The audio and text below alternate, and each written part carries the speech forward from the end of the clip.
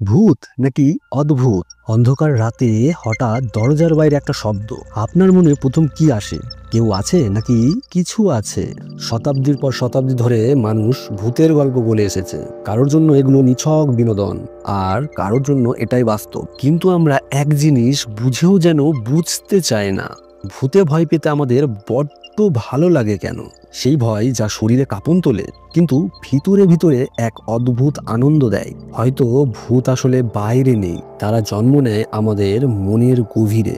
মানুষের মস্তিষ্ক অজানাকে বোঝার জন্য গল্প বানায়, কখনো দেবতা, কখনো দানব, কখনো বা ভূত। আর হয়তো ভূত মানে সেই অপরাধ বোধ, সেই হারানো মানুষ যা আমরা ভুলতে পারিনি। শেষ পর্যন্ত ভূতে বিশ্বাস করা মানে শুধু অদৃশ্য কিছুতে বিশ্বাস নয়, বরং নিজের ভয়ের সাথে এক গোপন বন্ধুত্ব করা। আর যদি সত্যি ভূত থেকেও থাকে, তারা হয়তো আমাদের চারপাশে নয়, আমাদের ভেতরেই অন্ধকারেই বাস করে।